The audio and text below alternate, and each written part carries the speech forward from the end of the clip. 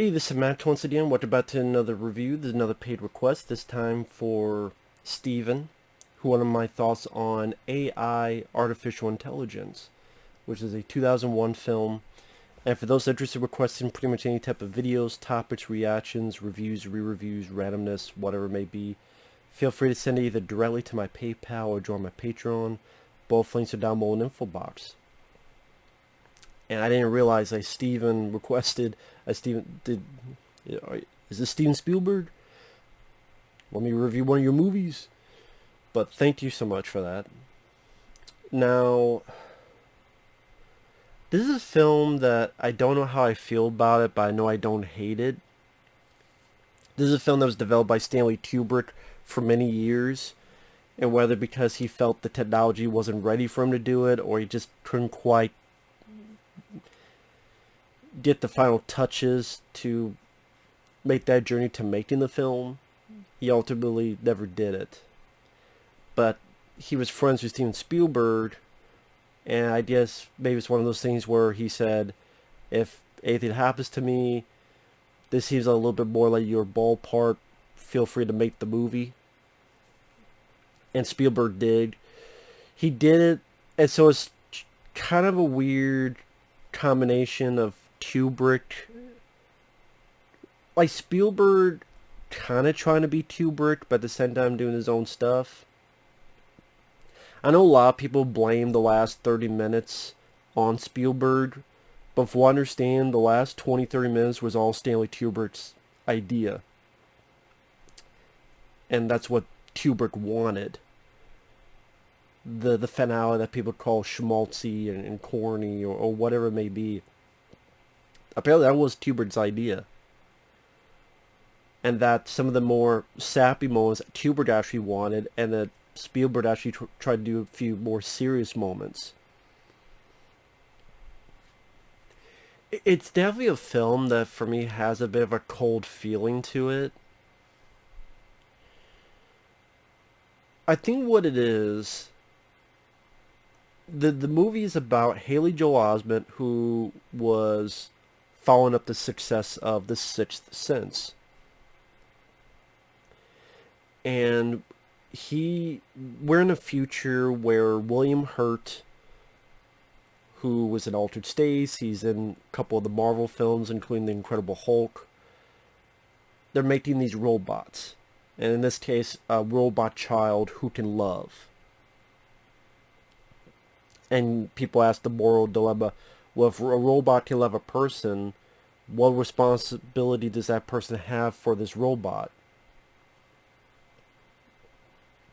So this couple whose real son is sick, deathly sick, they get this mecha son, David, played by Haley Joel Osment.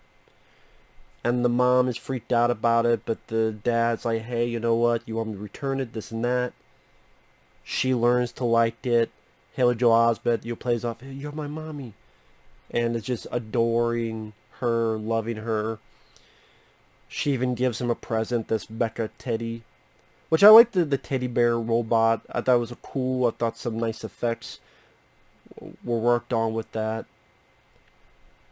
And I like the voice they picked for the teddy bear robot. I liked that bit. But then the couple's son gets better.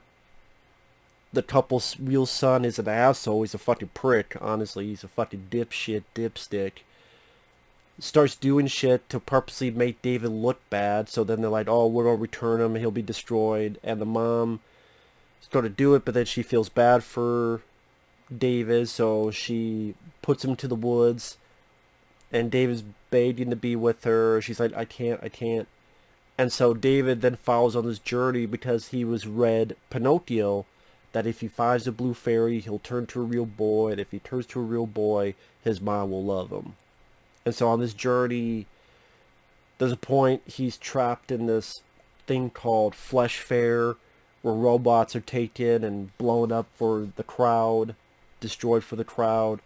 He meets this mecha gigolo played by Jude Law, who was framed for a murder he didn't commit. I don't know, the thing is, like, the special effects are pretty good. Like when Jude Law has to change his hair as part of his gigolo work. The teddy bear thing looked cool. Early on, there's a point where there's a robot whose the face kind of opens up in the middle, and the top half goes here, the bottom half goes there, while William Hurt is talking to a crowd. I like Haley Joel Osment as an actor. I mean, you're playing a robot, and then you have to play a robot that also has a little bit of emotions, artificially created or whatever.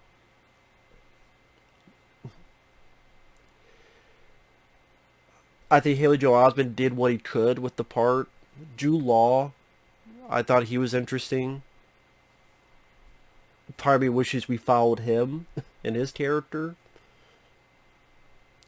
There's some recognizable voices, like Ben Kingsley is a voice. Robin Williams, may rest in peace, is a voice, as his character named Dr. No. Not the James Bond villain, but Jude Law and Haley Joel Osment have to go to this place to find info, and this Dr. No is like a cartoon hologram. He looks like the villain, Dr. Wily from Mega Man. He looks like Dr. Wily from Mega Man. Pretty much that leads Haley Joel Osment to part of his final destination. And then something happens, and then you get the next 25-30 minutes of the movie. Which I know a lot of people hated. And I can understand why. And I sit there and go, I'm not hating the film. The actors, the special effects. I get the idea that it's trying to infer that this is a time where humans are kind of not being the best of who they can be, and these robots are being treated pretty poorly, even though they shouldn't. And I mean, we've seen that many times before and after as well, so it's nothing new. I think it's two things that bother me about the film. Spoilers. Number one, the look of the film. It has that cold, diluted color look that Spielberg was using at the time. He did it with Minority Report as well. You watch both those films, it is like this weird thing with the color of the movie. Color scheme. It makes me think of the word diluted. It's not the most, for me, pleasing to look at. But more so, I kind of look at where this journey takes us, and I don't really care for the plot. I don't really care for the story that the movie... It was its choice, granted. It was its choice to take us in this direction. I just didn't care for it. I mean, you know what? In a weird way, I saw a better version of this in Wall-E or something like that, where you think... I'll speak for myself. In this journey, David will realize that he needs to find his own identity. AI, artificial intelligence. That means he'll be thinking for himself and realize that this fantasy of the blue fairy and turn to a real boy, it is a fantasy. There's no way it can happen. But he can still find his own identity, like who he is, be proud of who he is. Said, I'm not going to feel sorry for who or what I am. I'm going to live my own life. I'm going to grow. I'm going to learn. I'm going to find my own identity. And, you know, I have the memories of this mom taking care of me. That will stick with me. But now I will go to bigger, better prospects. That's not the case. Because, spoiler in the third act, Jude Law gets to this place. There's William Hurt. William Hurt tells the kid, you're one of many of these Davids, and we program you to have a robot that can find more of its meaning by itself. We want to study you. The kid jumps to the water, sees something, ready to be pulled out. Jude Law, hey, you go without me. I'll run interference. Haley Joel Osment goes into the water down below. with his teddy bear robot. Looks at this, it's a fake statue thing. Frozen there for like thousands of years. I was going to say aliens, but they're not aliens. But they look like aliens. For I understand, they're advanced mecha, advanced robots. But you could easily excuse people going, oh, they're aliens. Where the fuck did the aliens come from? Because they look like aliens. They don't at all look, I mean, obviously because it's thousands of years, but I never would have thought, just, they're advanced mecha, advanced robots. But it's like, they do look like aliens. But no, they're updated. Humanity is gone. Humanity is extinct. They're uncovering all this shit. They find David. They want to make him happy. And, okay, you have this DNA of your mom. Well, we could bring this DNA up, but they only last for a day. And he's like, okay. So instead of a story where someone finds their own identity and realizes this will never be real, this will never come to fruition, I need to go somewhere better, think for myself, live my own life, find my own identity, find my own path. No, instead, his fake fantasy is embellished. His fake fantasy is real, where they make a real blue fairy who tell him he can't be a real boy. Then he's like, oh yes, I'm going to have one day with my mother. And then has the one day, and as she's dying, he sleeps to have a dream, I guess. And what the fuck happens after that? Who the fuck knows? Maybe he just sleeps forever? I mean, humanity is gone because of their own stupidity. This kid pretty much embellished his fucking fantasy. Or these, you want to call them aliens. These advanced mecha embellished him in his fantasy.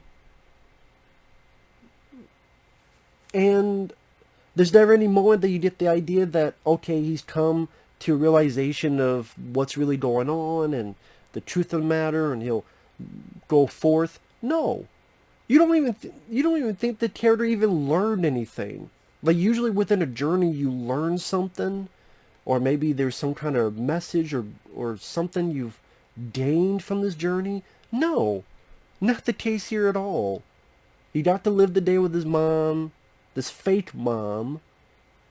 His fake mom's dying, and he's happy because he lived one day with it, even though he lived plenty of days before with that mom. But he lived one day with the mom. And after that, who the fuck knows? Maybe he goes catatonic. Maybe he blows his head off. I don't fucking know. I don't fucking know. I have no idea. But at least if Jude Law was there, at least he'd have someone to talk to. It's fucking depressing when you think about it. People say it's a happy ending. They cried. I'm like, well, I don't think it's a happy ending. I don't think it's a happy ending one bit. Humanity is extinct. The character didn't learn anything. And what happens afterward? That's what I mean by like this whole journey. I went, what? This is depressing to me. Depressing as shit, but the music by John Williams is trying to make you think it's such a great happy moment. I think that's what the music by John Williams, oh, this is such a glorious moment. He got his one day. I'm like, yeah, one day that's based on a lie. It's based on a lie. It's based on a phony. It's based on a fraud. It's a phony, fraudulent, fucking fantasy embellishment that is not looking at reality. Is not looking at what's really going on. So the character doesn't learn anything, doesn't gain anything, really. And is he don't sleep forever? And that's what the ending maybe to imply, that he'll sleep forever and that's his death? I don't fucking know. I'm like... And the movie's too long as well. It doesn't need to be 2.5 fucking hours long. It does not. John Williams' score is okay.